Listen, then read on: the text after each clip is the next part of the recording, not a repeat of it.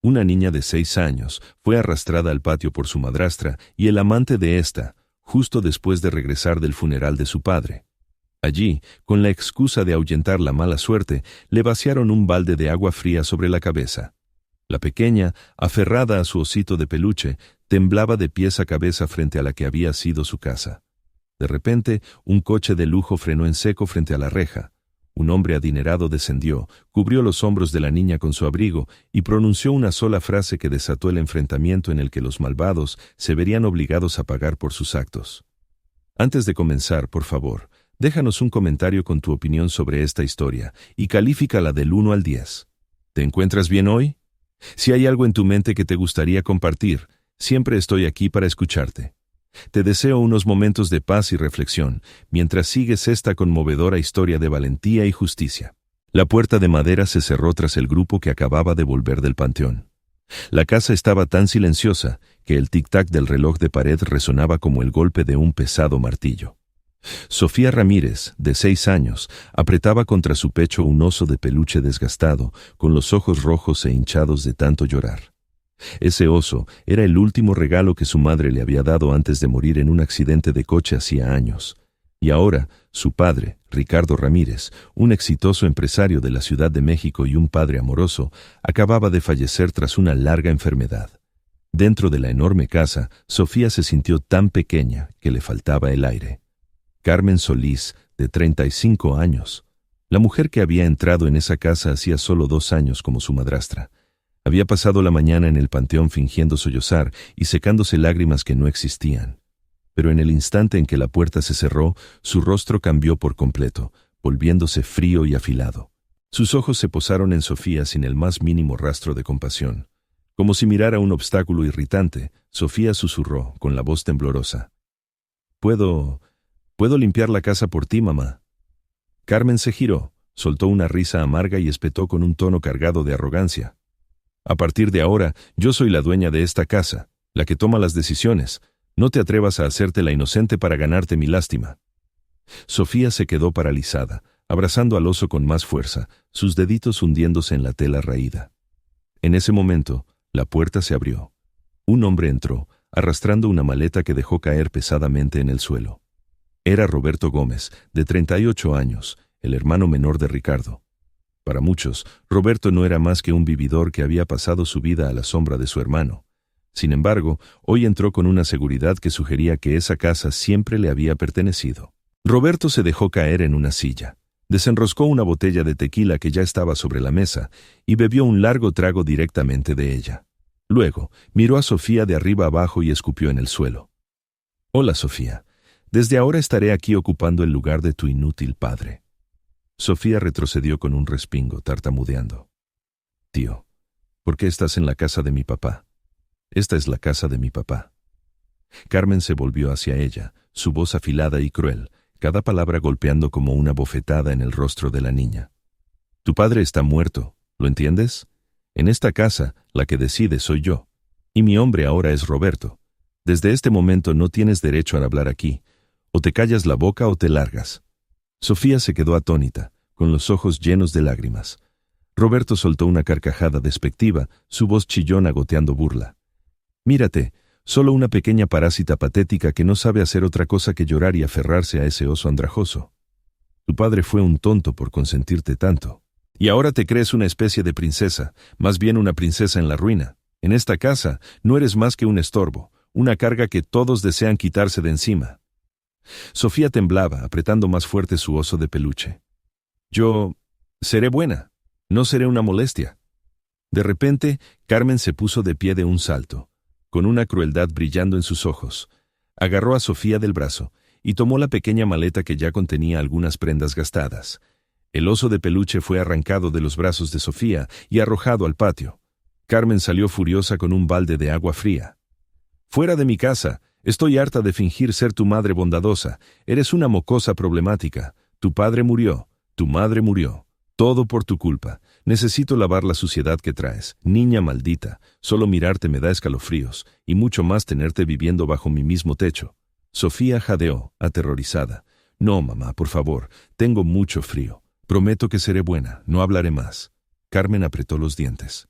Tú no eres de mi sangre. No te atrevas a llamarme mamá. Nunca aceptaré a una parásita inútil como tú. No quiero ver tu cara en esta casa ni un segundo más. ¡Lárgate! Lanzó el balde de agua fría directamente sobre Sofía. El agua empapó su cabello y su ropa, calándole hasta los huesos, hasta que empezó a tiritar sin control. El oso de peluche yacía empapado en el suelo, aplastado bajo el zapato de Roberto, quien se cruzó de brazos y se burló. Mírala. No es diferente de un cachorro callejero. Le queda perfecto. Sofía juntó las manos, con los ojos desorbitados, en una súplica desesperada, buscando ayuda. Algunos vecinos observaban a distancia, pero en cuanto sus miradas se cruzaron con la de ella, cerraron rápidamente sus puertas y se dieron la vuelta. Nadie se atrevió a intervenir. Sofía se derrumbó en el suelo, aferrando el oso de peluche arruinado, sus lágrimas mezclándose con el agua helada en sus mejillas. Su voz ronca rompió el silencio de la noche. «¿Papá? ¿A dónde se supone que voy a ir ahora?» En ese instante, resonó el sonido de un motor. Un elegante Cadillac se detuvo justo frente a la reja. La puerta se abrió y un hombre descendió. Vestía un traje oscuro, sus ojos eran agudos pero estaban llenos de conmoción. Se quedó inmóvil, observando la escena más allá de la puerta. Una niña de 6 años, acurrucada en el patio, empapada hasta los huesos, con los ojos enrojecidos, aferrando un viejo juguete como si fuera su último salvavidas. Su mirada delataba un dolor que no podía ocultar. El hombre apretó el puño y en ese momento, los recuerdos de su propia infancia abandonada volvieron en tropel. Dio un paso adelante, su voz cargada de emoción. «¿Qué está pasando aquí?» El hombre era Alejandro Vargas, de 40 años, un millonario hecho a sí mismo, a menudo mencionado en revistas financieras como Forbes México y Expansión. Había construido un imperio inmobiliario que abarcaba varios estados de la República Mexicana, conocido como un estratega frío en los negocios, pero reservado sobre su vida privada. Pocos sabían que detrás de esa imagen glamorosa cargaba con una infancia herida, abandonada, habiendo vivido una vez con el temor de la violencia de su padrastro y la negligencia de su propia madre. La reja se abrió y Alejandro Vargas entró en el patio, quedándose paralizado. La chaqueta de su traje oscuro se movió ligeramente con el viento mientras avanzaba. Su rostro afilado, sus ojos todavía atónitos ante la visión de una niña empapada de agua fría, temblando en medio del patio. Alejandro se quitó lentamente el abrigo y lo colocó sobre los hombros de Sofía. El pequeño cuerpo debajo tembló bajo el calor que aún persistía en la tela. Sofía levantó la vista, sus ojos manchados de lágrimas brillando con una frágil esperanza. Su manita se aferró al borde de su abrigo como si temiera que pudiera desaparecer. Alejandro apretó suavemente su hombro, luego levantó la cabeza. Su voz salió, cada palabra presionada con una ira contenida. «Ricardo lleva muerto menos de un día. ¿Es así como tratan a su hija?» Carmen parpadeó, sus hombros temblando ligeramente. Una única lágrima falsa rodó por su mejilla. Su voz tembló, aunque llevaba un filo helado. «Lo has entendido mal, Alejandro. Solo quería enseñarle a obedecer, a comportarse con educación. La niña es terca, le falta el respeto a su tío. Solo la estaba asustando un poco». Roberto soltó una risa burlona y sopló humo de cigarrillo en su dirección. «Soy su tío. Te sugiero que dejes de meterte en asuntos familiares. Ya llegaste tarde al funeral y ahora quieres hacerte el héroe. Esto no es de tu incumbencia, así que mantente al margen». Un destello frío parpadeó en los ojos de Alejandro. Los recuerdos surgieron en su mente. A los 15 años, fue Ricardo, el mismo amigo que ahora yacía bajo tierra, quien lo sacó de noches llenas de palizas, de debajo de la mesa donde se escondía de los golpes de su padrastro. Ricardo le había dado refugio, una amistad verdadera. Y ahora, de pie ante esta escena, Alejandro sabía que era hora de pagar esa deuda. Sofía tiró de su manga, su voz temblando de miedo y desesperación. «Tío, me van a echar otra vez, no tengo a dónde ir. Por favor, ayúdame». Alejandro la miró. En ese momento, el miedo en los jóvenes ojos de Sofía era el mismo terror que él una vez llevó en los suyos. Respiró hondo. Luego se volvió para enfrentar a Carmen y Roberto.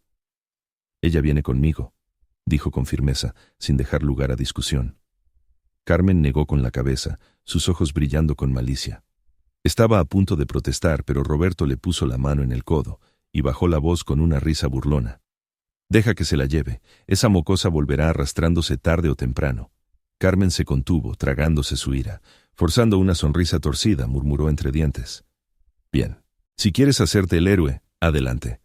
Veamos cuánto tiempo puedes cargar con ella. No es más que un gafe. Alejandro no respondió. Simplemente se agachó, levantó a Sofía en brazos y salió directamente por la puerta. Un elegante Cadillac Escalade ya esperaba, su puerta abriéndose y cerrándose suavemente detrás de ellos. Dentro del coche, Sofía estaba sentada pegada al asiento, su pequeña mano aferrando un viejo oso de peluche. Sus grandes ojos brillaban de preocupación antes de susurrar, su voz apenas más fuerte que un suspiro. «Señor, usted también me va a abandonar como hizo mi madrastra». Alejandro apretó más fuerte el volante, sus nudillos palideciendo. Afuera, las hileras de árboles se desdibujaban y se alejaban. Dentro de su pecho, viejos recuerdos se agitaron. Noches en las que se sentaba temblando junto a una ventana, esperando una mano que lo levantara, una mano que nunca llegó. Tragó saliva, su mirada fija en la carretera. Ni una sola palabra salió de sus labios. Solo el zumbido constante del motor llenaba el silencio, y la tensión en sus manos temblaba con tanta fuerza que Sofía podía sentirla. El coche se adentró en la oscuridad, llevando consigo una pregunta sin respuesta. En el corazón de Sofía, el miedo aún no se había disipado. En los ojos de Alejandro, el pasado y el presente chocaban, señalando un viaje cuyo final aún no estaba escrito. El coche entró en el garaje subterráneo. Alejandro aparcó en su plaza reservada, apagó el motor y se inclinó para abrirle la puerta a Sofía. Puso su cálida mano en el hombro de la niña, indicándole que lo siguiera. Atravesaron el vestíbulo donde el portero, el señor Pérez, asintió levemente. Era un hombre de unos 50 años, tranquilo y educado. Sus ojos se posaron en la ropa empapada de Sofía y pareció que iba a preguntar algo, pero se contuvo al encontrarse con la mirada severa de Alejandro. Las puertas del ascensor se abrieron. Se quedaron de pie, uno al lado del otro. Sofía aferraba su oso de peluche mojado. Sus ojos estaban fijos en las puntas de sus zapatos.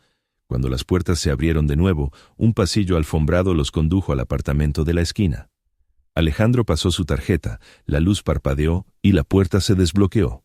Dentro, el penthouse era espacioso, con una cocina abierta y una sala de estar diáfana. Todo estaba limpio y ordenado. Sin embargo, el silencio era tan completo que el sonido de la respiración parecía fuerte. Alejandro le entregó a Sofía una toalla suave y señaló la silla. «Siéntate aquí un momento. Te traeré algo seco». Sofía asintió levemente. Él le trajo un pequeño suéter y unos pantalones de chándal. Luego señaló el baño. Cuando salió, su cabello había sido secado ligeramente. El suéter demasiado grande se la tragaba, haciéndola parecer aún más pequeña. Alejandro calentó una olla de caldo de pollo, la sirvió en un tazón y colocó una cuchara al lado. El suave calor se extendió por el aire. Sofía lo miró y luego empujó el tazón hacia atrás. «Solo comeré un poco. No quiero que me regañen». Alejandro guardó silencio por unos segundos. Acercó una silla frente a ella, su voz lenta y firme. «Aquí no tienes que pedir permiso solo por existir». Sofía lo miró parpadeando, como si esperara que siguiera una condición. «Comes cuando tienes hambre, duermes cuando estás cansada. Nadie te regañará por eso». Ella tomó la cuchara, cogió un bocado pequeño y sopló suavemente. Comió lentamente, lanzándole miradas furtivas entre cada cucharada. Alejandro no la apresuró. Simplemente se sentó allí con las manos cruzadas, como si esperara que la respiración de ella se calmara. Cuando el tazón estaba medio vacío, Sofía dejó la cuchara. «No me odias, ¿verdad?», Alejandro respondió después de una pausa. «Nadie tiene derecho a odiar a una niña por el simple hecho de existir». Sofía bajó la cabeza. Su voz se debilitó. «Dijeron que yo era mala suerte. Eres la hija de Ricardo y eres tú misma. Nadie puede definirte por su crueldad». Se levantó, tomó una manta delgada y la colocó sobre las piernas de ella. Luego recogió la mesa en silencio. El tintineo de los platos apenas se oía. Sofía susurró: «No ensuciaré la casa». Alejandro se volvió ofreciendo una leve sonrisa. «Una casa está hecha para vivir en ella. No es una sala de exposición. Aquí tienes permitido hacer un poco de desorden». La noche se instaló. Alejandro llevó a Sofía al pequeño dormitorio de invitados. La cama ya estaba hecha. Colocó una lámpara de noche en forma de luna en la mesita y le entregó un vaso de agua. «¿Quieres llamar a alguien?». Sofía negó con la cabeza. Se aferró a su oso de peluche y se metió bajo la manta. Le escocían los ojos, pero se obligó a contener las lágrimas. Después de un rato, se le escapó un pequeño sollozo, no más fuerte que el viento. «Mamá, papá, ¿Por qué me dejaron con ellos? Alejandro se sentó fuera de la puerta con la espalda contra la pared, las manos entrelazadas. No llamó, no se entrometió, solo escuchó. Los sollozos dentro se hicieron más silenciosos, interrumpiéndose en ráfagas irregulares hasta que se desvanecieron por completo. Tenía los ojos rojos. Viejos fragmentos de memoria se agitaron dolorosamente. Un niño pequeño que una vez contó los pasos de un hombre borracho en el pasillo, tragándose sus propios llantos para que no lo descubrieran. Ricardo había sacado a ese niño de ese lugar, le había dado algo firme a lo que aferrarse. Alejandro miró la puerta entreabierta y se dijo a sí mismo que no dejaría que la historia se repitiera. Volvió a la cocina. Preparó una taza de té. Se sentó a la mesa y abrió su portátil. Escribió un breve correo electrónico al abogado Mendoza. Luego hizo una lista de lo que debía hacer a la mañana siguiente. Confirmar el estado legal de la tutela temporal, contactar con la escuela de Sofía, concertar una cita con un psicólogo infantil y hacer la inevitable llamada a Carmen. Todo tenía que seguir el orden correcto, sin prisas, pero sin demoras. Apagó la luz de la cocina, dejando solo la lámpara del pasillo. Volvió a sentarse frente a la puerta del dormitorio y cerró los ojos por unos minutos. No había más sonido que la respiración constante de una niña que acababa de soportar un día demasiado largo. En la quietud, un leve sonido provino de debajo de la manta. Sofía se movió. Su oso de peluche se le escapó de la mano y golpeó suavemente contra el marco de la cama. Desde lo más profundo de su gastado relleno de algodón, un frágil chasquido, como el de metal rozando contra metal, se escuchó y luego se desvaneció. Sofía estaba dormida. Alejandro no lo oyó. El apartamento se hundió de nuevo en el silencio, como si guardara un secreto que aún no estaba listo para ser revelado. Por la mañana, Alejandro abrió silenciosamente la puerta del salón y recogió los cuencos y cucharas que habían quedado sobre la mesa. Oyó el leve crujido de una cama y luego los pasos descalzos de Sofía. La niña abrazaba a su oso de peluche, doblando la manta cuidadosamente por costumbre de su antiguo hogar. Sofía dejó el oso y, por casualidad, notó una pequeña costura suelta en su oreja. Tiró de ella. Un delgado trozo de tela se desprendió, revelando algo duro atascado en el interior. Sofía metió el dedo y sacó una memoria USB plateada, no más grande que la punta de su dedo. Levantó la vista con los ojos muy abiertos. «Tío Alejandro, el oso está roto y tiene esto». Alejandro dejó lo que estaba haciendo y se acercó. Tomó la memoria USB, miró a Sofía y preguntó: «¿Quieres que veamos juntos lo que hay dentro?» Sofía asintió levemente, todavía aferrando el oso de peluche contra su pecho. Alejandro abrió el portátil sobre la mesa de la cocina, conectó la memoria USB y la pantalla mostró un único archivo de audio con una fecha de hacía un año. Hizo clic en reproducir. Desde los altavoces, la voz de Ricardo se escuchó, temblorosa pero clara. «Roberto, ¿qué es este frasco de medicina? No lo necesito. Cuando lo tomo, el corazón se me acelera. Carmen, ¿de dónde sacaste esto?» La voz de Roberto respondió fría y plana. «El médico lo recetó. Tómatelo, estás débil, no seas paranoico». Hubo un tenso silencio. Luego, la voz de Carmen se deslizó, susurrando cerca del dispositivo. «Deja que beba más, que se muera de una vez». Alejandro apoyó la mano en el borde de la mesa. Sofía parpadeó rápidamente y luego rompió a llorar, la pregunta brotando como si ya no pudiera contenerla. Ellos envenenaron a mi papá». Alejandro colocó su mano suavemente sobre la de ella, mantuvo su voz baja, firme y constante. «Tu padre no quería que vivieras con miedo. Te dejó la verdad». Sofía apretó el oso, sus lágrimas empapando su pelaje. «Papá sabía lo que le estaban haciendo. Quizás tu padre sabía que no sobreviviría, entendía lo que estaba pasando y confió en que alguien te protegería y conservaría esta prueba. Hoy, eso es lo que haré. Expondré a cada una de esas personas viles». Alejandro rebobinó algunas secciones, escuchando atentamente la respiración, el tintineo de un vaso, el arrastrar de una silla. Abrió las propiedades del archivo, hizo una captura de pantalla y guardó 2 copias de seguridad, una en el disco duro y otra en la nube.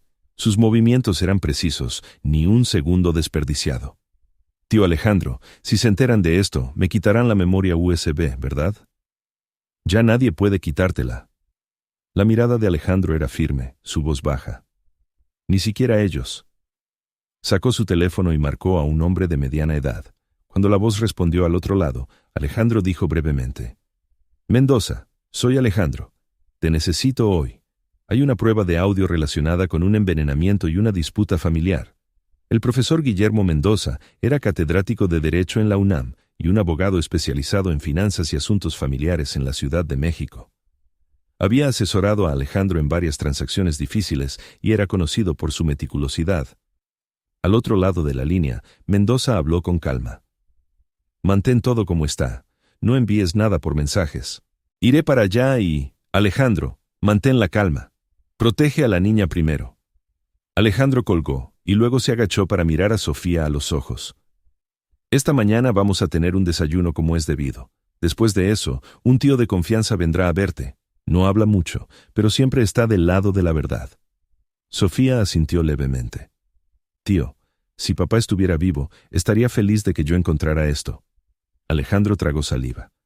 Tu padre estaría orgulloso de que fueras lo suficientemente valiente como para enfrentar la verdad.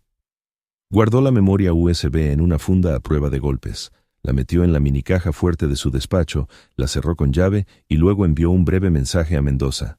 Guardadas 3 copias, una sin conexión. Sofía se secó las lágrimas con la manga de su camisa. Respiró hondo y le susurró a su oso de peluche. Mamá, encontré lo que papá dejó. Lo guardaré muy bien. Dentro de Alejandro, la determinación se alzó como un pilar. Al principio, solo había tenido la intención de pagar su deuda con Ricardo, pero desde el momento en que escuchó el susurro de Carmen, supo que ya no se trataba de gratitud, era responsabilidad. Sofía era una versión más pequeña de sí mismo de niño, alguien a quien le habían arrebatado su lugar por derecho. Él se lo iba a devolver. Al mismo tiempo, en un apartamento alquilado, Carmen golpeó el periódico contra la mesa de cristal. La noticia de la noche anterior decía: el millonario Alejandro Vargas saca a la hija de los Ramírez de su casa. Clavó las uñas en el borde de la mesa, su voz siseando entre dientes. Me está desafiando. Roberto encendió un cigarrillo, se reclinó y sonrió con desdén. Cálmate. No vuelvas a llorar así delante de la prensa. Pueden notar la falsedad. ¿Crees que no lo sé? La niña está con él y todavía tiene acciones de la empresa. Carmen se dio la vuelta. Lo demandaré por secuestro. Diré que la está explotando para apoderarse de los bienes. Roberto exhaló humo, sus ojos entrecerrándose. Entonces, demándalo. Pero debes traerla de vuelta a toda costa. Si se mantiene fuera de nuestro alcance, nuestro plan se derrumbará. Bajó la cabeza y habló en voz baja, como si sellara una orden tácita. La niña tiene acciones de la empresa. Debe ser traída de vuelta a toda costa. De lo contrario, nuestro plan se colapsará. Esa tarde, el teléfono de Alejandro no dejaba de sonar. Su bandeja de entrada se inundó de nuevas alertas, artículos, breves noticias y comentarios en línea. Una foto de Carmen de pie frente a la casa apareció por todas partes, con los ojos enrojecidos, sosteniendo un retrato en blanco y negro de Ricardo. El titular se desplazaba por la pantalla. El millonario Alejandro Vargas saca a la niña de su casa para apoderarse de los bienes. Alejandro apagó la pantalla. Le sirvió a Sofía un vaso de leche tibia y dijo en voz baja: termina esto, luego iremos a la biblioteca. Sofía asintió, abrazando fuerte a su oso de peluche. La mirada cansada en sus ojos se negaba a desaparecer. Entraron en el vestíbulo de la biblioteca pública. El espacio estaba en silencio. Los pasos se amortiguaban contra el suelo. En el mostrador de información, una joven levantó la vista y ofreció una sonrisa amable. Tendría 20 y tantos años, el pelo cuidadosamente recogido, una placa con su nombre prendida en su suéter. Emilia Campos, bibliotecaria a cargo de archivos digitales y registros públicos. Su voz era firme y clara. ¿En qué puedo ayudarles a usted y a su pequeña hoy? Alejandro dejó una delgada carpeta sobre el mostrador. Una copia del testamento, los papeles de registro de acciones, el calendario de tratamiento de Ricardo. Necesitamos verificar la autenticidad de esto, las fechas y cualquier irregularidad. Emilia echó un vistazo a los documentos. Luego, extendió su mano hacia Sofía. Hola, me llamo Emilia. Te ayudaré a encontrar las respuestas correctas. Sofía tomó su mano ligeramente. Emilia se volvió hacia su ordenador, accediendo a bases de datos corporativas, registros electrónicos y los registros públicos del hospital. Sus clics eran precisos. Entonces, sus ojos se detuvieron en un detalle. Aquí, dijo girando la pantalla para que ambos pudieran ver. El acuerdo de transferencia de acciones está fechado el 14 de marzo. Alejandro se tensó. el día que Ricardo fue ingresado en el hospital por segunda vez. Emilia asintió. Los registros del hospital confirman que estuvo bajo sedación durante 48 horas. La firma en este contrato no pudo haber sido suya, a menos que alguien más la firmara. Imprimió 2 copias, las grapó y marcó la discrepancia de tiempo con un bolígrafo rojo. Crearé una tabla comparativa. Fechas del contrato, registros de ingreso al hospital y muestras de firmas antiguas de Ricardo. La inconsistencia aquí es significativa. La voz de Sofía era un susurro. ¿Usted me cree? No estoy mintiendo. Ellos me odian. Emilia la miró a los ojos. Te creo y te ayudaré. Alejandro exhaló lentamente, colocando su mano en el hombro de Sofía como un ancla. Se volvió hacia Emilia. Gracias. Si hay gastos de copia o de acceso a registros, póngalos a mi cuenta. Emilia negó con la cabeza. Los registros públicos son un derecho de todo ciudadano. Solo estoy haciendo mi trabajo. Hizo una pausa y luego bajó la voz. Pero deberían prepararse para otro ataque mediático. Ya he visto un segundo artículo subiendo al sitio de noticias local. Están contando la historia a su manera. Un mensaje del profesor Guillermo Mendoza llegó en ese momento. Mantén a Sofía cerca. He solicitado una orden de protección infantil temporal y he notificado al juzgado de lo familiar. Prepara duplicados de todas las pruebas. Alejandro respondió. Tenemos grabaciones de audio. Hay indicios de falsificación de contrato. Reunión esta tarde. Se trasladaron a la estación de escaneo. Emilia guió las pequeñas manos de Sofía para colocar los papeles sobre el cristal y presionar el botón. Lo estás haciendo genial. Sofía esbozó la más leve de las sonrisas. Por primera vez ese día, sus ojos se relajaron. Alejandro aprovechó el momento para hacer una llamada rápida a su oficina. Necesito que el equipo legal prepare un informe comparativo de las firmas de Ricardo desde 2019 hasta 2023. Urgente. El teléfono volvió a sonar. Era un número desconocido. La voz de una mujer se presentó como reportera. Queremos preguntarle sobre las acusaciones de secuestro. Alejandro mantuvo un tono tranquilo. Haré una declaración una vez que el tribunal emita un fallo temporal. No responderé fuera del marco legal. Colgó, sin permitir que la siguiente pregunta se colara por el altavoz. Emilia terminó de imprimir, grapó los papeles en una carpeta y se la entregó a Alejandro. Esta es la copia para presentar. Guardaré el duplicado en la biblioteca, como exigen las regulaciones de registros. Si alguien pregunta, responderé de acuerdo con la ley. Alejandro inclinó la cabeza ligeramente. Gracias, Emilia. Emilia sonrió. Gracias a ti por traerla aquí, en lugar de dejarla a su suerte. Cuando salieron de la biblioteca, la brisa de la tarde barría suavemente la calle. Alejandro guió a Sofía a través del paso de peatones. Sabía que Carmen no se detendría. Tenía dinero, abogados y cámaras listas para grabar cualquier historia que quisiera contar. Apretó su agarre en la carpeta, recordándose a sí mismo el ritmo. Lento, constante, legal. La noche cayó cuando regresaron al edificio. En el ascensor, Sofía apoyó la cara en su hombro, respirando uniformemente. ¿Estás cansada hoy?, preguntó Alejandro en voz baja. Estoy bien. No quiero volver a esa casa. Nunca tendrás que volver a un lugar que te asuste. Las puertas del ascensor se abrieron y salieron al pasillo. Alejandro se detuvo por medio segundo. Al otro lado de la calle, bajo la sombra de los árboles, había un coche negro aparcado. Sus faros parpadearon una vez y luego se apagaron, como un guiño deliberado. Alejandro hizo entrar a Sofía, cerró la puerta con seguridad y salió al balcón para mirar hacia abajo. En el asiento del conductor, Roberto Gómez sostenía un cigarrillo entre los labios, sus dedos tamborileando un ritmo en el volante. El brillo del cigarrillo cortaba la oscuridad, revelando la fría sonrisa en la comisura de su boca. Inclinó la cabeza hacia atrás como si supiera exactamente qué apartamento tenía la luz encendida. Los dos hombres se miraron a través de la distancia silenciosa. Alejandro no retrocedió. Simplemente corrió la cortina, hizo una llamada rápida a la seguridad del edificio y envió a Mendoza un único mensaje. Nos siguieron hasta la puerta. Afuera, los faros parpadearon una vez más y luego silencio. El coche no se fue. Una amenaza silenciosa persistía, esperando justo debajo del edificio. Alejandro corrió las cortinas y llamó a seguridad. Les indicó que aumentaran las patrullas alrededor del vestíbulo y en el garaje. 15 minutos después, el coche negro finalmente se marchó. Alejandro anotó una nota rápida para Mendoza. Aparecieron en persona. A la mañana siguiente, llevó a Sofía a la biblioteca. Emilia la saludó en el mostrador infantil y le entregó una caja de lápices de colores. Se inclinó hacia Alejandro y habló en voz baja. «Me sentaré con ella. Adelante, ocúpate de tu trabajo». Alejandro asintió, apoyando una mano en el hombro de Sofía. «Volveré enseguida. Quédate aquí con la señorita Emilia». Sofía asintió levemente, aferrando su oso de peluche, sus ojos siguiéndolo hasta que desapareció detrás de las estanterías. Alejandro regresó al antiguo barrio de los Ramírez, llamó al timbre del apartamento 2B, la puerta se entreabrió. Una mujer mayor con el pelo blanco pulcramente cortado y ojeras por la falta de sueño se asomó. Era Dora Valdés, la vecina de toda la vida de la familia. «Siento molestarla tan temprano».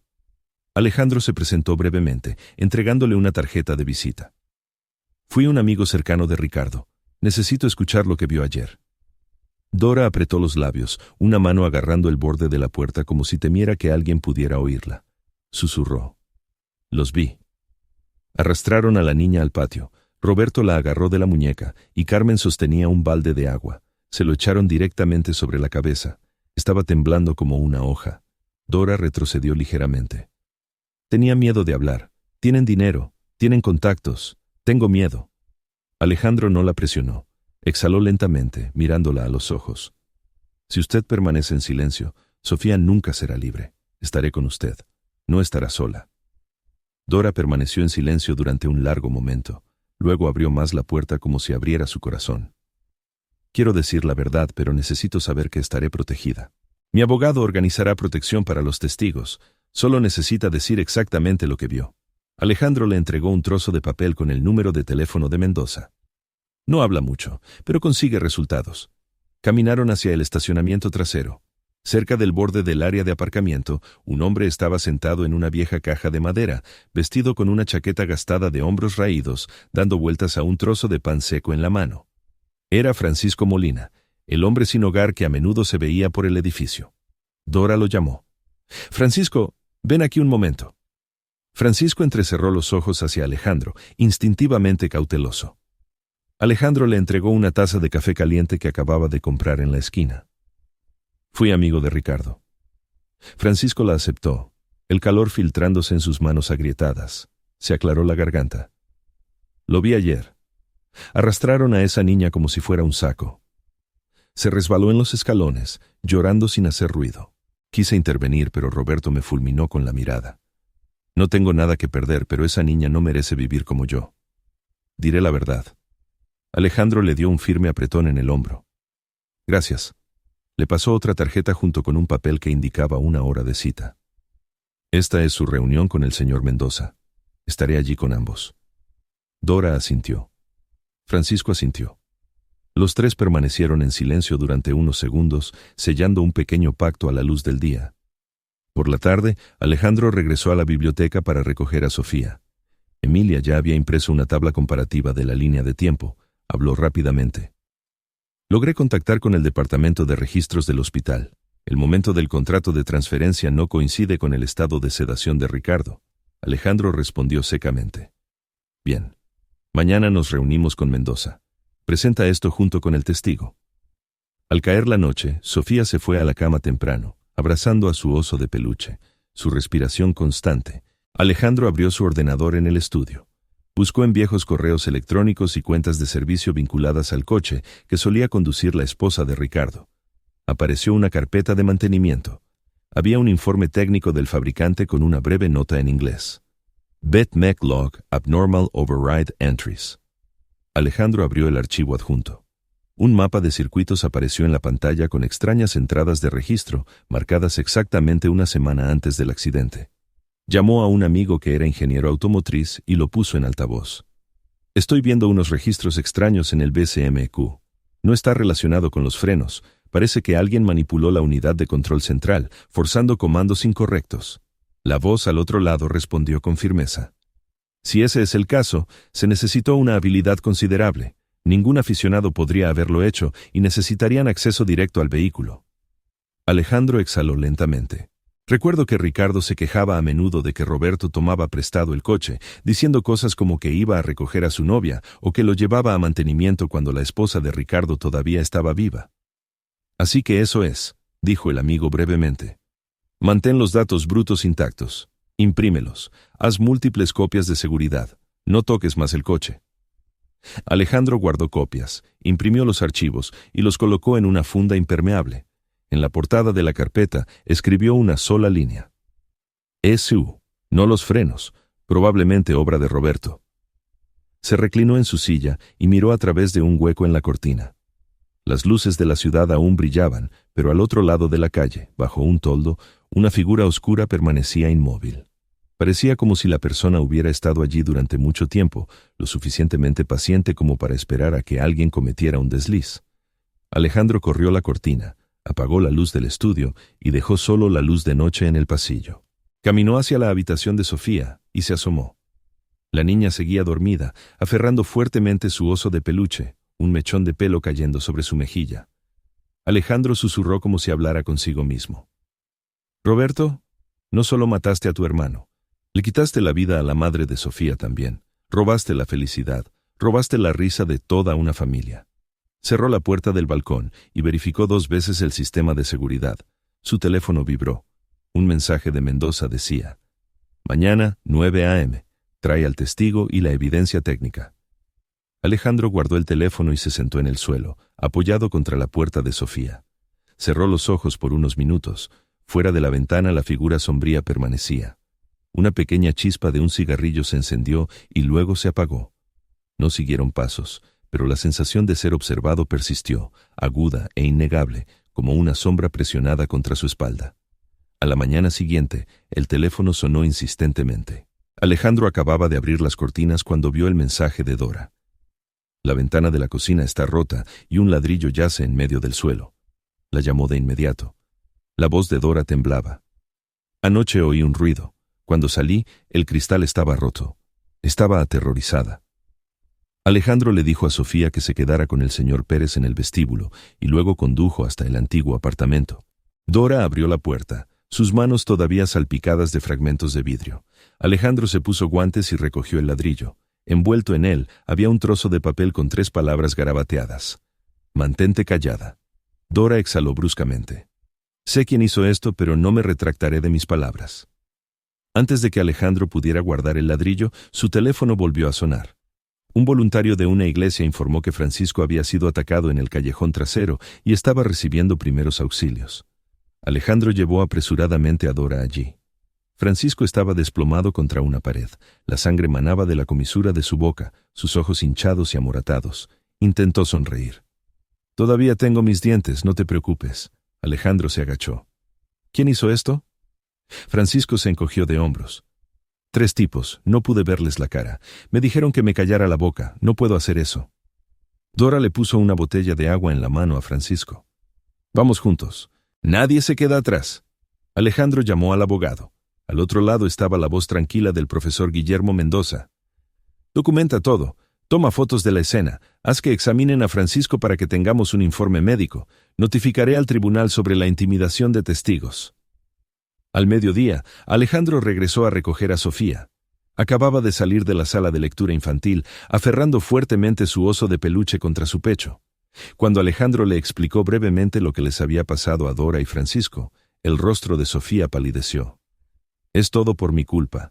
Si yo no estuviera aquí, no les habrían hecho daño». Alejandro se quedó helado. Luego se arrodilló para mirarla a los ojos. «No, Sofía, los culpables son ellos. Tú no cargas con el pecado de nadie. Pero me odian. Odian la verdad. No te odian a ti». Esa tarde, Alejandro llevó a Sofía al bufete de abogados en el centro. En el piso 14, la placa de latón decía «Guillermo Mendoza, abogado». Una mujer de mediana edad abrió la puerta, presentándose como Paula Verde, la asistente legal. Le sonrió a Sofía. «¿Te gustaría un poco de chocolate caliente?» Sofía asintió levemente. Mendoza salió de la sala de conferencias, un hombre de unos 50 años con el pelo canoso y una mirada tranquila y clara. Estrechó la mano de Alejandro y luego se inclinó ligeramente hacia Sofía. «Hola, cariño. Aquí dentro, los adultos hablarán de cosas complicadas, pero intentaré asegurarme de que lo entiendas con palabras sencillas». En la pequeña sala de reuniones, Alejandro colocó una memoria USB y una carpeta sobre la mesa.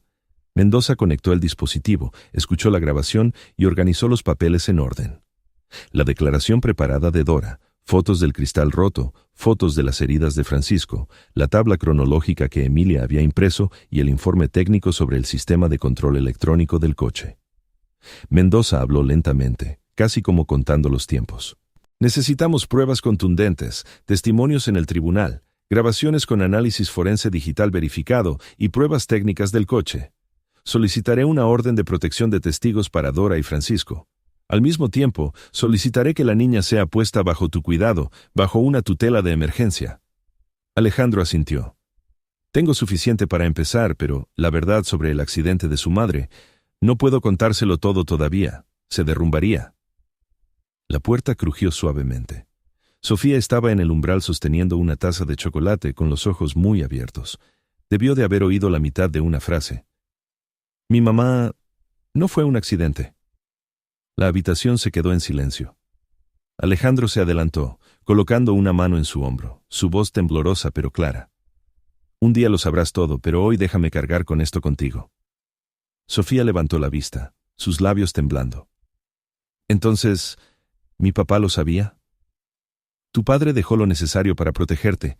Te quería mucho, añadió Mendoza con tono firme. Nuestro trabajo es sacar la verdad a la luz, pieza por pieza, según la ley y en el momento adecuado. No estás sola. Sofía asintió con los ojos húmedos, pero aferrándose a las palabras, no estás sola. Paula entró con una delgada carpeta. Esta es la petición de una orden de protección temporal y el calendario de la audiencia. Mendoza firmó y luego se dirigió a Alejandro. Esta noche, limita las entradas y salidas. No dejes que la niña salga sola. He notificado a la policía local sobre las amenazas. Al final de la tarde, salieron del edificio. Alejandro tomó la mano de Sofía de camino a casa. El señor Pérez, en el vestíbulo, miraba a su alrededor con más atención de lo habitual. En el ascensor, Sofía se apoyó en el brazo de Alejandro y susurró. Si tengo que hablar en el tribunal mañana, diré la verdad. Alejandro apretó su mano. Estaré a tu lado. Llegó la noche. Alejandro preparó una cena sencilla. Sofía comió poco, pero por una vez no se detuvo a la mitad. Después de su baño, se sentó junto a la ventana secando a su oso de peluche, en silencio, como si hablara con alguien invisible.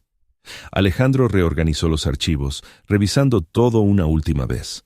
La memoria USB de respaldo, las fotos de la escena, los informes técnicos, los borradores de los testimonios. La televisión del salón se encendió para las noticias de la noche. El presentador leía enérgicamente. Nuevos acontecimientos en la batalla por la custodia de la niña Ramírez. La pantalla mostró a Carmen con un vestido negro, los ojos brillantes mientras se paraba ante las cámaras. Habló con claridad, casi como si lo hubiera ensayado. Lucharé para recuperar la custodia de mi hija. El millonario Alejandro Vargas no es más que un hombre codicioso que intenta hacerse con el control de las acciones. El salón pareció hundirse bajo el peso de sus palabras. Sofía se giró, aferrando fuertemente su oso de peluche. Alejandro no apagó la televisión. En cambio, dio un paso adelante, bloqueando la mitad de la pantalla para que Sofía solo lo viera a él. Escúchame, dijo lentamente, cada palabra deliberada. El ruido no es la verdad. La transmisión continuó. Titulares audaces se desplazaban por la pantalla. Fuera de la ventana, la ciudad se iluminaba. Caía otra noche, y la tormenta de la opinión pública apenas había comenzado. Alejandro apagó la televisión, apiló los archivos ordenadamente y revisó la memoria USB por última vez. A la mañana siguiente, tomó la mano de Sofía mientras caminaban por las puertas del juzgado de lo familiar en la Ciudad de México. El pasillo estaba lleno de gente. Guillermo Mendoza caminaba a su lado, llevando un grueso expediente. Hizo un pequeño gesto de asentimiento a Paula Verde, la asistente legal, que ya estaba esperando. Un alguacil los guió a la sala 3. Dentro, la jueza Patricia Herrero estaba sentada en lo alto del estrado, su expresión severa. A la izquierda estaba el abogado defensor Chávez, representando a Carmen. A la derecha, en la galería pública, había varios reporteros. Carmen vestía un vestido negro, sus ojos rojos mientras miraba directamente a las cámaras. Roberto estaba sentado a su lado con una camisa oscura, su rostro cuidadosamente compuesto en el papel del tío amable. El secretario llamó los nombres de las partes. La jueza golpeó su mazo. Se abre la sesión. El abogado Chávez se levantó primero. Mi clienta, la señora Carmen Solís, es una madre desesperada. La niña fue sacada de su casa en contra de la voluntad de su tutora por el señor Alejandro Vargas, un poderoso hombre de negocios. Esto es un secuestro disfrazado de protección.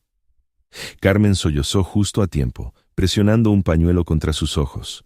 Alejandro se mantuvo erguido, su voz firme. Su señoría, esta niña fue sometida a abuso psicológico, la arrastraron afuera y le echaron agua como si fuera un objeto. Tengo testigos, la jueza dijo. Traigan al testigo. Dora Valdés se adelantó con las manos temblorosas. Se presentó como la vecina de abajo. Los vi sacar a la niña. Roberto la sujetaba por la muñeca. Carmen llevaba un balde de agua y se lo echó directamente sobre la cabeza. La pequeña se encogió y suplicó. El abogado Chávez interrumpió. ¿Guarda usted algún rencor personal contra mi clienta? Dora negó con la cabeza. No. Tenía miedo. Miedo porque tienen dinero e influencia, pero la verdad es que lo vi suceder. Francisco Molina fue el siguiente. Llevaba un gorro de punto gastado. Su voz era áspera pero firme. Duermo en el callejón de atrás. Oí a la niña llorar. Cuando miré, vi que la arrastraban y tropezaba. Quise intervenir, pero Roberto me miró como si fuera a matarme si me movía. Digo esto porque no quiero que ningún niño viva como he tenido que vivir yo. La jueza asintió, tomando notas. Mendoza colocó con cuidado la memoria USB sobre la mesa. Su señoría, esta es una grabación oculta dentro del oso de peluche que dejó la madre biológica de la niña. He verificado las marcas de tiempo y los metadatos. Con el permiso del tribunal, me gustaría reproducirla. La sala se quedó en silencio. La voz cansada y temblorosa de Ricardo salió de los altavoces. ¿Qué pusiste en la botella? No necesito esto. Cuando lo bebo el corazón se me acelera. Carmen, ¿de dónde lo sacaste? La voz de Roberto, fría como el hielo, respondió. El médico lo recetó. Solo bebe. Y entonces llegó el susurro de Carmen, tan cerca que rozó el micrófono. Deja que beba más. Un murmullo se levantó y luego se desvaneció. El rostro de Roberto palideció mientras se levantaba de un salto. ¡Falso! ¡Fabricado! Cualquiera podría haber montado eso. Mendoza no giró la cabeza. Su señoría, he presentado un informe de verificación del origen del archivo, la hora de la grabación y la confirmación de que no hay signos de manipulación. Este es el informe adjunto. Sacó otro fajo de papeles sujeto con un clip rojo. Además, con respecto a la muerte de la esposa del señor Ramírez, el informe técnico muestra que el sistema de control central del vehículo había sido manipulado. No fueron los frenos, los parámetros de la ECU y el BCM fueron alterados. Quienquiera que hiciera esto tenía tanto la habilidad como el acceso al coche. La jueza levantó la vista. ¿Y la fuente de este informe? Mendoza respondió. De la empresa de mantenimiento, con los registros del sistema. Ha sido autenticado por su representante técnico bajo juramento. El abogado Chávez intentó interponerse. Especulación. Nadie ha nombrado directamente a mi cliente. Mendoza continuó. Roberto Gómez tenía la costumbre de ayudar llevando el vehículo a mantenimiento mientras la víctima aún estaba viva. Este es el registro del taller que recuperamos. Las entradas coinciden con el momento exacto de la interferencia. La jueza dirigió su mirada hacia la mesa de la defensa. Señora Carmen Solís y señor Roberto Gómez, ¿desean hacer una declaración? Las manos de Carmen se aferraron al borde de su silla, su voz vacilante. Yo me preocupaba por esa niña. Solo la estaba educando. Alejandro ya no la miraba. Se inclinó y le habló en voz baja a Sofía. No tienes que decir nada si no quieres. Sofía respiró hondo, pero aún así se puso de pie. Su voz era pequeña, pero sorprendentemente clara. Si se preocuparan por mí, no me habrían echado agua, no se habrían reído cuando lloré. La sala se quedó en silencio. Las manos de Sofía agarraban el dobladillo de su vestido. Sus ojos ya no se escondían detrás de nadie. La jueza la observó durante un largo momento. Luego se dirigió al secretario. Registre las palabras de la niña textualmente. Mendoza presentó otro documento, una tabla cronológica preparada por Emilia Campos. Esta es la prueba del acuerdo de transferencia de acciones firmado mientras el señor Ramírez estaba bajo fuerte sedación. No pudo haberlo firmado él mismo. Las muestras de firma no coinciden. La jueza hojeó rápidamente, su mirada agudizándose. El tribunal reconoce indicios de falsificación en este documento civil. El abogado Chávez comenzó a levantarse, pero Roberto perdió el control gruñendo. Esa mocosa está mintiendo y él solo va tras el dinero. Carmen tiró de la manga de Roberto, sus manos temblando violentamente. La jueza golpeó el mazo, su voz firme. «Orden. Con estos hallazgos preliminares que indican riesgo de abuso, el tribunal emite una orden de protección de emergencia para la niña, Sofía Ramírez, colocándola bajo la tutela temporal del señor Alejandro Vargas. Además, el tribunal ordena la detención inmediata de la señora Carmen Solís y el señor Roberto Gómez para facilitar la investigación de los cargos de envenenamiento, abuso infantil y apropiación indebida de bienes. La próxima audiencia se programará una vez que el fiscal del distrito complemente el expediente del caso». Carmen se desplomó en su silla. Roberto se quedó congelado como una columna de piedra. Los oficiales del tribunal se adelantaron, esposándolos con movimientos practicados. Los flashes de las cámaras estallaron por toda la sala. Sofía rompió a llorar, arrojándose a los brazos de Alejandro. «¿Me queda alguien?».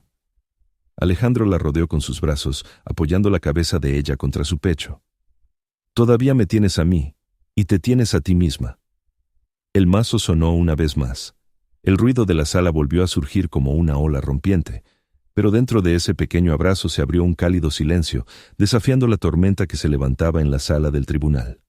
Tras el último golpe del mazo, Alejandro firmó la orden de tutela temporal. Puso su brazo alrededor del hombro de Sofía mientras salían del juzgado, su pequeña mano agarrando la suya y negándose a soltarla.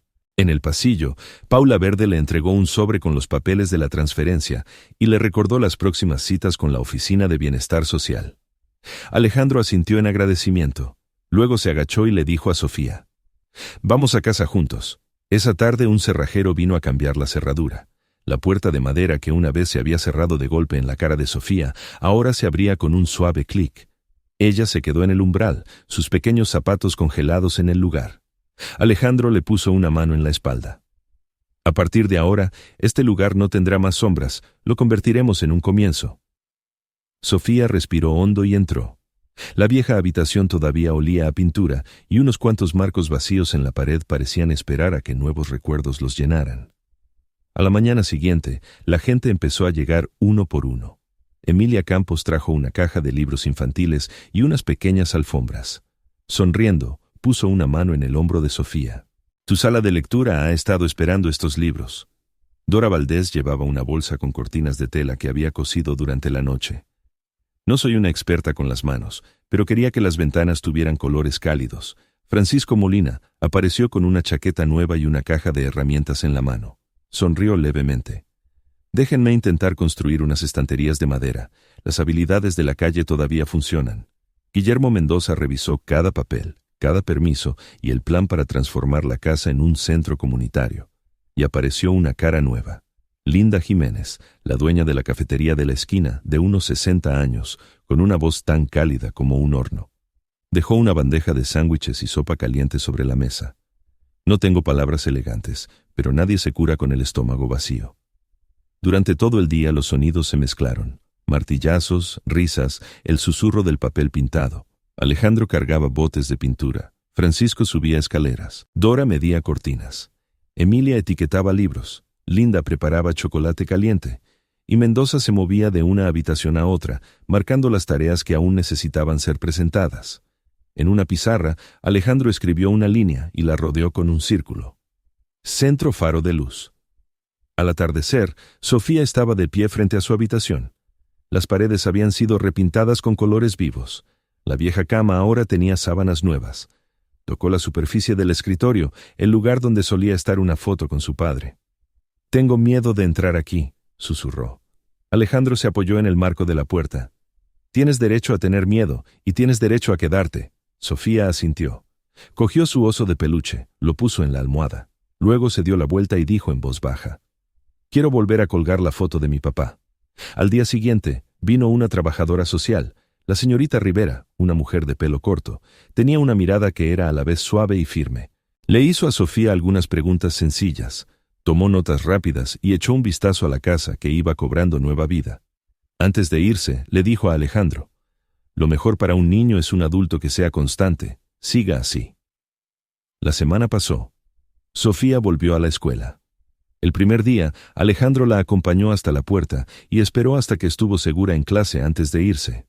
Esa tarde, Emilia abrió un pequeño rincón de lectura para los niños del barrio. Francisco acababa de terminar de construir 2 largas estanterías de madera. El fresco aroma a pino persistía en la habitación. Linda trajo una bandeja de galletas, advirtiendo: «No coman demasiadas o les dolerá el estómago». Luego, en secreto, metió una bolsa extra en la mochila de Sofía para que se la llevara a casa. Dora se presentó junto a la ventana tejiendo una bufanda, levantando la vista de vez en cuando para sonreírle a Sofía. Mendoza recibió el primer documento que reconocía la casa como un centro comunitario temporal, aunque todavía estaban esperando el permiso completo. Una noche, mientras Alejandro doblaba una manta en el salón, Sofía salió, retorciéndose el dobladillo de su camisa. Lo miró durante un largo rato y luego preguntó sin rodeos: «¿De verdad quieres ser mi papá o es solo porque extrañas a mi padre?». La habitación se quedó en silencio durante varias respiraciones. Alejandro dejó la manta y se agachó para que sus ojos se encontraran con los de ella. «Al principio fue por tu padre. Una vez me salvó cuando yo era un niño. Pensé que estaba pagando una deuda, pero ahora es por ti. Mi corazón te elige a ti». Sofía se mordió el labio, sus ojos llenos de lágrimas. «Si un día ya no te acuerdas de mi padre, ¿todavía me elegirías?». Alejandro esbozó una leve sonrisa. «Puede que olvide muchas cosas, pero nunca olvidaré las palabras que he dicho». Para el fin de semana, un letrero temporal que decía «Centro Faro de Luz» colgaba en el porche. Niños curiosos del vecindario entraron. Sofía, tímida al principio, se fue sintiendo más segura. Señaló las estanterías de libros, repartió lápices de colores y les enseñó a hacer aviones de papel. Cuando un niño preguntó tímidamente: «¿Vives aquí todo el tiempo?», Sofía asintió.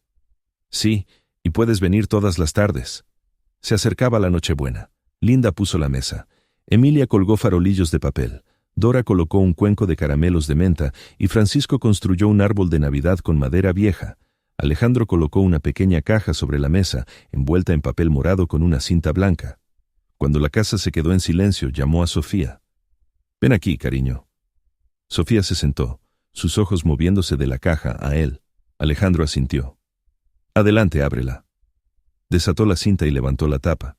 Dentro había una bufanda morada nueva, suave, y lo suficientemente larga como para cubrirle los hombros. Debajo de la bufanda había un sobre delgado, el papel amarillento por el tiempo. Sofía lo sacó. La letra era familiar, firme. Ricardo Ramírez. Sus manos temblaron mientras miraba a Alejandro.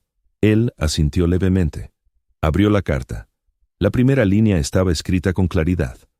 «Si estás leyendo esto, significa que la verdad ha salido a la luz. Confía en Alejandro, porque yo confío en él más que nadie». Sofía apretó la carta contra su pecho. Fuera de la ventana, las luces de Navidad parpadearon. Dentro, la habitación se quedó en silencio por un instante, como para dejar que las palabras de Ricardo descansaran en el aire antes de que alguien volviera a respirar. Un nuevo capítulo estaba a punto de comenzar, y esta carta era la puerta. Sofía dobló la carta de Ricardo, la guardó en la pequeña caja de madera que Alejandro le había hecho y la cerró con la diminuta llave que colgaba de la correa de su muñeca. Había pasado un año desde ese momento. Hoy estaba de pie en una silla, atando la última cinta en el letrero de madera sobre el porche. Alejandro sostenía la escalera mirando hacia arriba. «¿Está firme?». Sofía sonrió. «Está firme». Saltó, la bufanda morada sobre sus hombros, ondeando ligeramente. Dentro, el centro faro de luz brillaba con luces cálidas. Niños sin hogar se reunieron, cada uno sosteniendo una taza de chocolate caliente que Linda Jiménez había preparado. Emilia Campos dispuso libros sobre la mesa con una etiqueta que decía «Regalos de Navidad». Dora Valdés ajustó las cortinas que había cosido a mano. Francisco Molina encendió la guirnalda de luces que había fabricado con madera reciclada. El profesor Guillermo Mendoza llegó un poco tarde, llevando un sobre grueso. Sofía corría alrededor del árbol de Navidad, su bufanda morada rozando sus mejillas, sus ojos brillantes. Se inclinó para susurrarle al oído a un oso de peluche sentado en la estantería. «Hoy ya no lloraré más». Alejandro estaba de pie cerca de la puerta, sonriéndole, y luego miró hacia el porche. Los recuerdos volvieron. El día que había visto a la niña empapada con un balde de agua a plena luz del día, temblando, levantando la cara como si suplicara ayuda, susurró suavemente, solo para que él lo oyera. «Ricardo, cumplí mi promesa». Mendoza se adelantó, su voz baja. «Hay noticias oficiales». Abrió el sobre y le entregó a Alejandro un grueso fallo judicial sellado. Roberto Gómez y Carmen Solís han sido sentenciados duramente por envenenamiento, abuso y fraude en la apropiación de bienes. Se ha confirmado la manipulación del sistema de control en el coche de la esposa de Ricardo. Las pruebas técnicas y los testimonios de los testigos sellaron el caso. Alejandro exhaló, doblando los papeles. Gracias, Guillermo. Emilia, que lo había oído, sonrió. La justicia puede tardar, pero nunca desaparece. Alejandro llamó. Ven aquí, cariño. Sofía corrió hacia él y le tomó la mano. Mendoza se inclinó. Felicidades, niña valiente. Sofía asintió. Miró a Alejandro y de repente habló lenta y claramente, como si declarara algo guardado durante mucho tiempo. ¿Papá? A partir de ahora ya no tengo miedo. Toda la habitación se detuvo por un instante. Alejandro apretó su mano, sus ojos húmedos. Sí, hija mía. Linda dio un pequeño silbido. Es la hora. Los niños se agolparon alrededor del árbol. Francisco accionó el interruptor y las luces estallaron en un brillante resplandor. Dora repartió caramelos de menta. Emilia colocó un libro envuelto en las manos de cada niño. Ábranlos juntos.